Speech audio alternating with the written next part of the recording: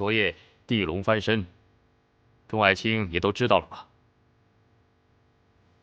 皇上，地龙翻身，导致多处房屋倒塌，大片灾民受伤。除此之外，受震动影响，周边许多山体都有滑石的危险，还需多派些人手做预防准备。另外，粮草、药物也都成了眼下紧要的物品。皇上，内城受灾的房屋人数，臣连夜带人做了统计，这数目实在大得惊人。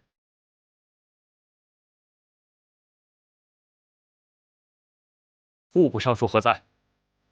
臣在。国库之中还有多少银两可供调用？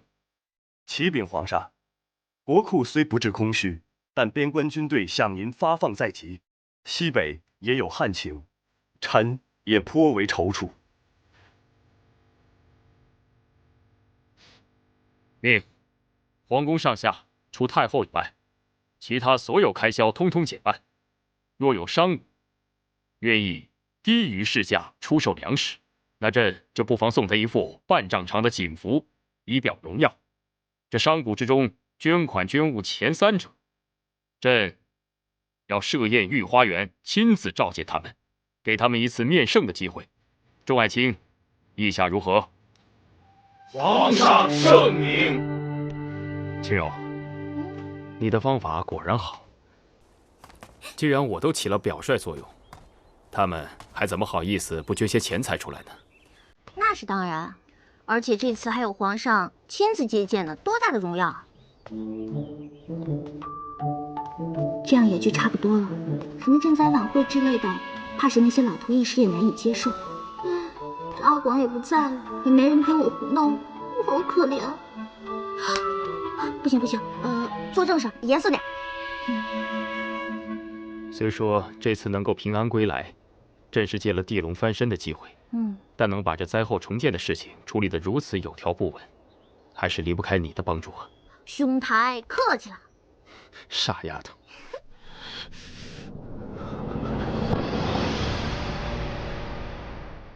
谢延琪，我独孤是不会就这样认输的，不会的。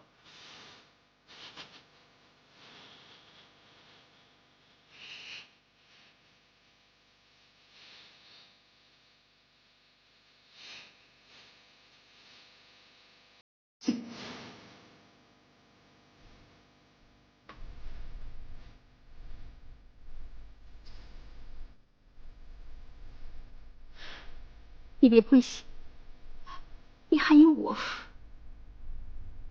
不管怎么样，我都会陪在你身边。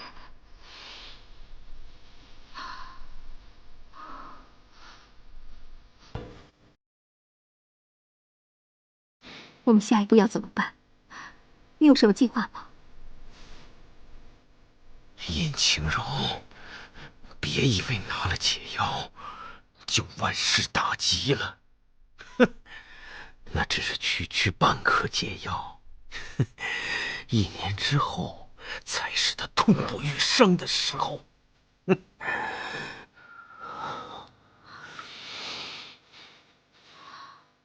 我之前听说，但凡天灾，都是上天惩罚的先兆。这说明什么？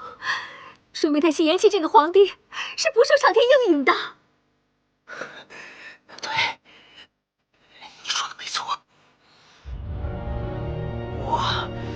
我这就叫人去散播谣言。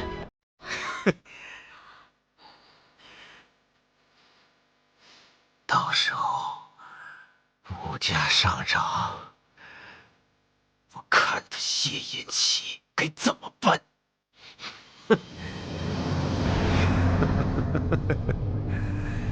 哎，大家都别挤了啊！每人都有，每人都有啊！每个人都有，来来来，好好，谢谢啊，谢谢，大家每个人都有，哎，来来来，每人都有啊，都有都有，不要着急啊，男女都有啊！谢谢谢谢，哎，来来来，哎，别着急，来来来，我帮你，哎，给你。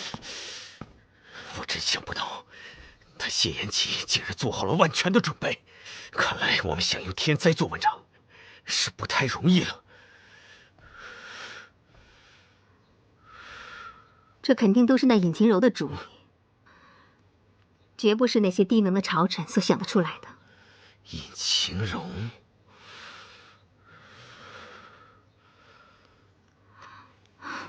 当下，虽然他们可以不在乎谣言，但他们总不能不在乎谢元吉的性命吧？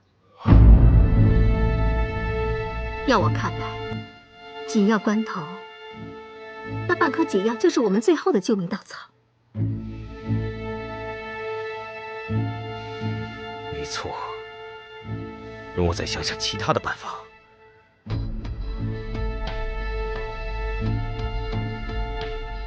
这大灾之后必有大疫，这倒是我们下手的好机会。至于这半颗解药，那是我最后的筹码，不到万不得已，我是不会轻易使用的。那谢延吉乃95之尊，难道他就不能利用职权，调动天下名医，在1年内配出这解药吗？就算他能集天下名医，调天下资源，那又怎么样？恐怕他没这个时间了。这其中几味药，几十年一开花一结果。就算名医等得起，他谢延齐也等不起了。哼，如今全天下能救他性命的，哼，只有我这半颗解药。哈哈哈哈哈哈！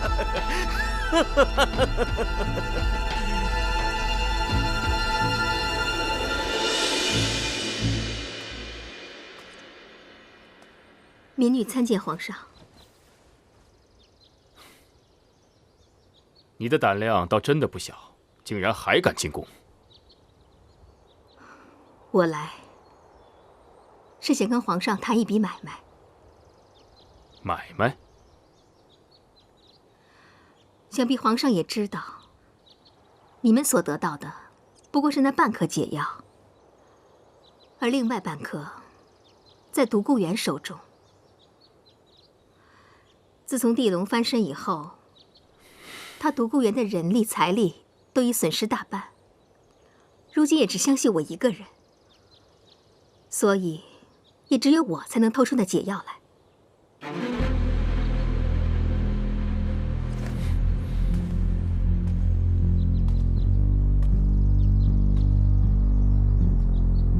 这就是你表达爱的方式吗？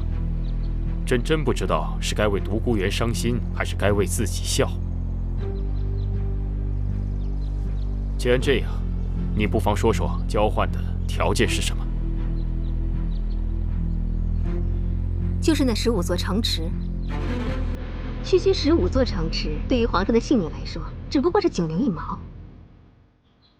他独孤园想要复国多年，已成魔怔，明炼宫就是他唯一的退路。可如今这明炼宫已经损毁大半，他所受的打击也不小。皇上，如果这时你给他几座城池，让他过一过土皇上的瘾，皇上的性命也就能保住了，而且还能和晴柔双宿双飞，岂不是两全其美吗？真是异想天开，这半壁江山竟变为15座城池了。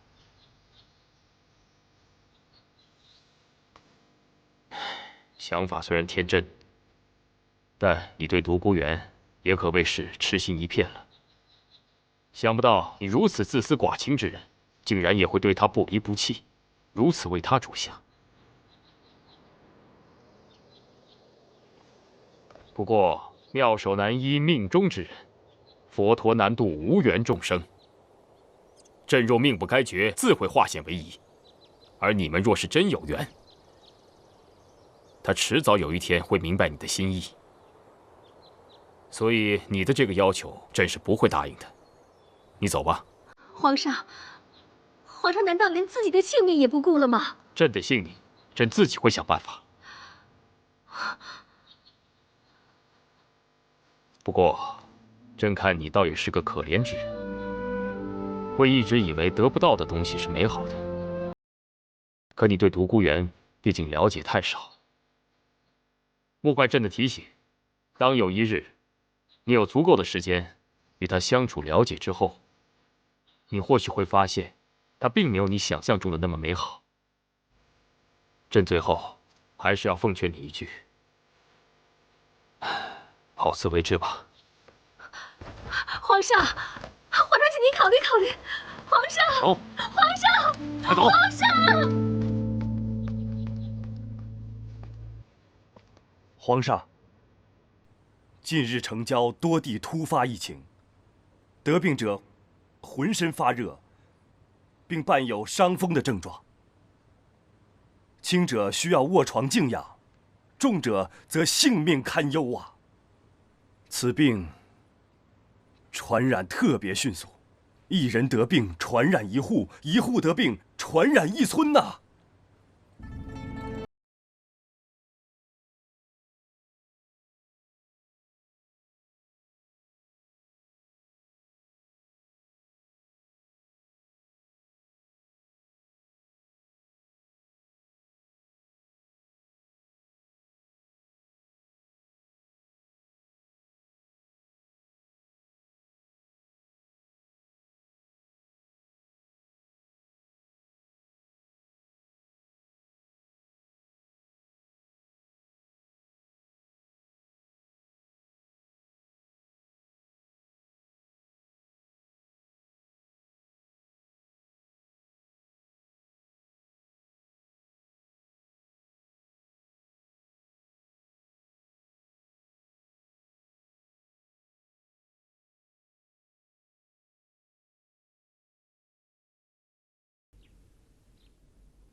吩咐下去，从今日起，不论任何人来求见，都说我身体不适，不宜见客。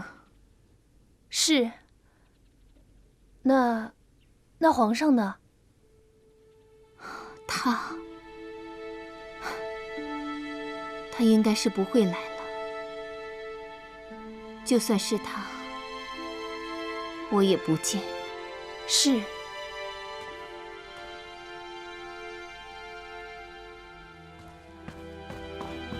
皇兄，何事如此匆忙？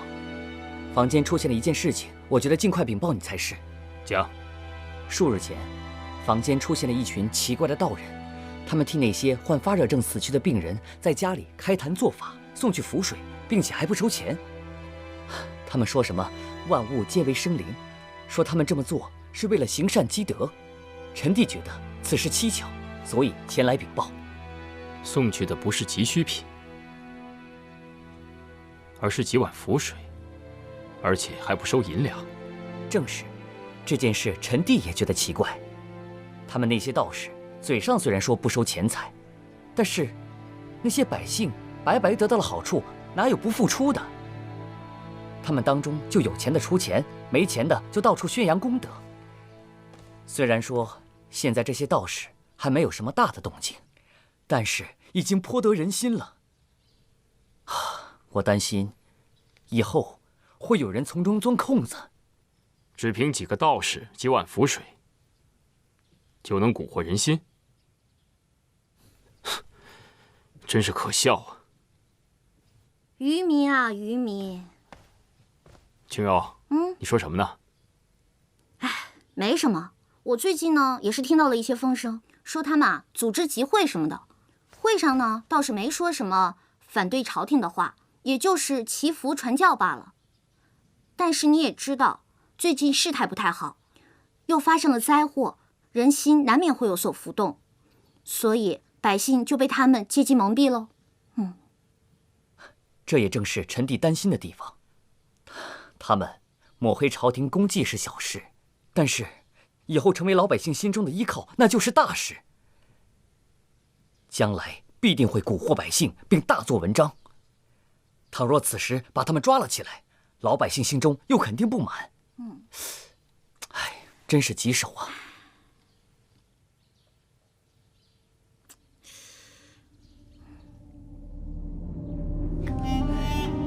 这些日子就辛苦诸位道长了。为国分忧，为民祈福，我们只是替天行道而已，何谈辛苦啊？道长大仁大义，在下很是佩服。这是在下的心意，还望道长收下。以后独孤就仰仗道长了。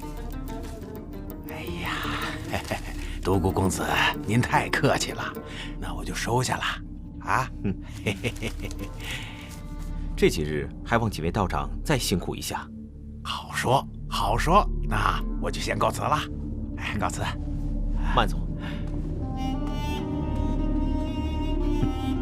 谢延齐，这次我看你还有什么对策？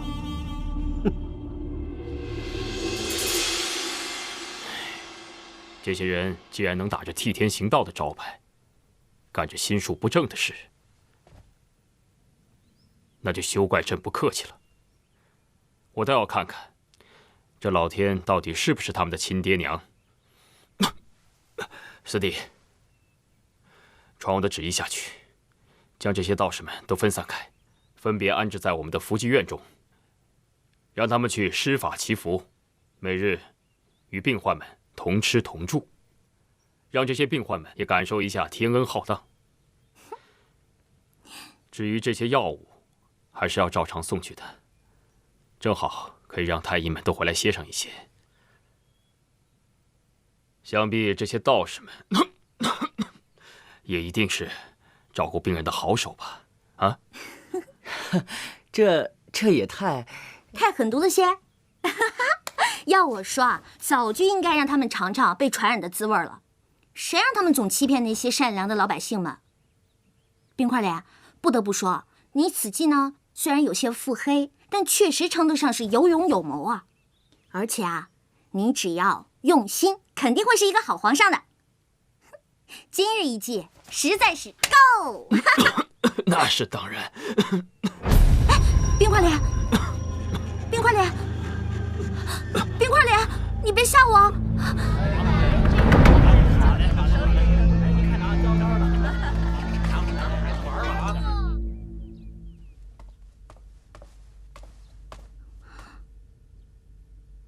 怎么是你？独孤园呢？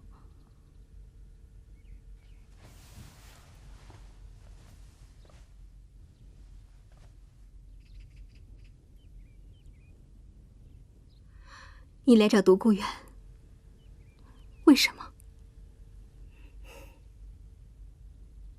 我本来不想跟你说什么的，可到了现在，我也不怕说给你听。贤齐的毒已经毒发多次了，太医说只会越来越严重，接下来就是大器将至。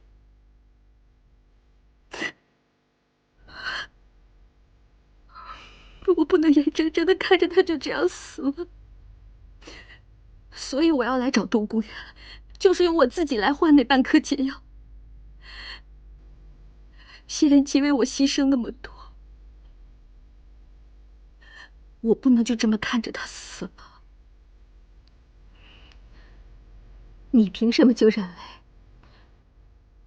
我会让你见独孤园？若是他见到你，那我又该怎么办？虽然以前我瞧不起你，但是我现在真的很羡慕你。这个世界上还有什么事情比你爱的人能回应你的喜欢更让人幸福的？在那个世界，我是赢家；在这个世界，我是彻头彻尾的输家。叶轻柔，最后还是你赢了。叔叔，我从来都没有这么想过。虽然我不喜欢你，包括到现在我都对你喜欢不起来，但是喜欢一个人没有错。你对不起很多人，但你对得起独孤园，对得起你自己的心。你也欺骗过很多人，但你从来没有欺骗过自己的内心。双双，经历了这么多，你依然对他不离不弃，你真的让我对你刮目相看。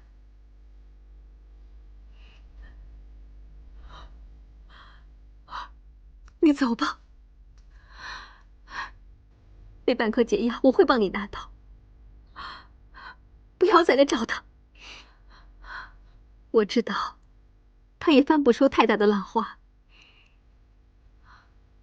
我会一直陪着他。相信有一天，他能看到我为他所做的一切。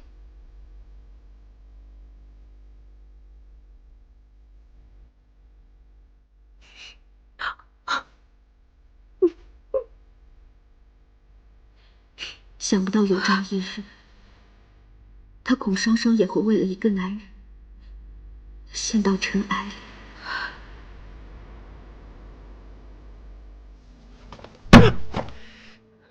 贪生怕死的牛鼻子，收了我那么多的银两，就把事情办成这样，为什么？为什么啊？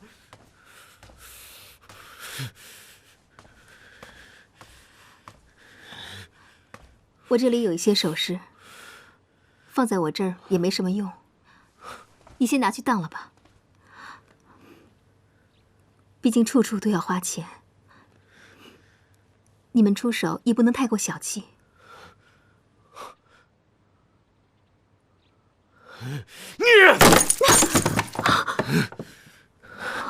我独孤远什么时候要靠一个女人典当首饰来过日子啊？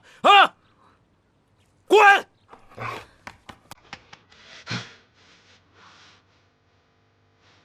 独孤，你别灰心，这次不行，咱们还有下次。留得青山在，不怕没柴烧啊。这点挫折不算什么，等有朝一日你成了大事，成倍还给我便是。对，我要成大事，我要成大事，我要复国，我要复国。青柔，你一定要等着我，等着我，等着我，等着我。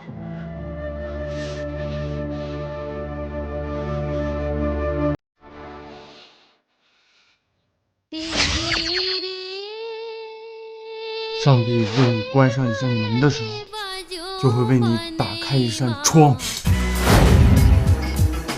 我知道你可以翻人2秒钟，就竞赛嘛！魔法少女小芳正式到岗，女仆模式已经开启。牡丹，房租。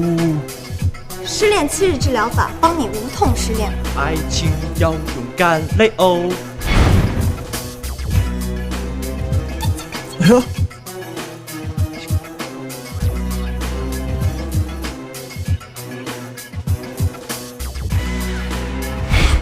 一个智商只有64的 B 罩杯，不图上进的吃货。老姜，为了姐妹们寻找幸福的情感之路能够坦荡一些，我雅我不得不正式开讲。你以后是找女朋友啊，还是男朋友啊？都可以。我真的只能找白爷。夫家做不到了。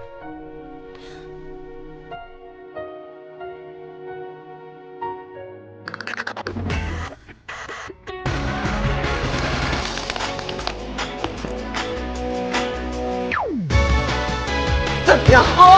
上了！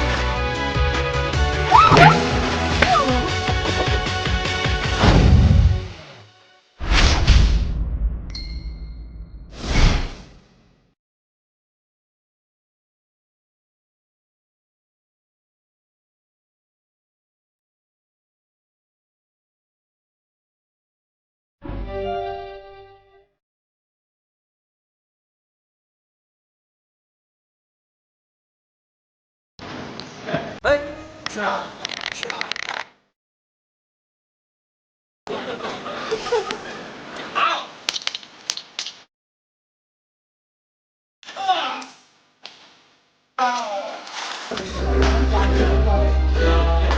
太远了，太远了。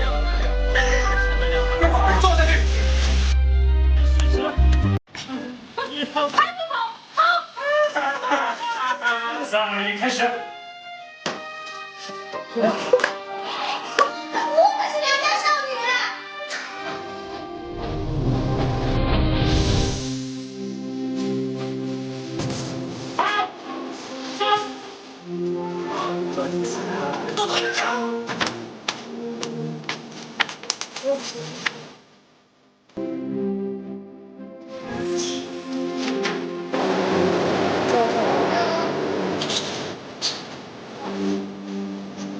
好吧。哎呀！你开始。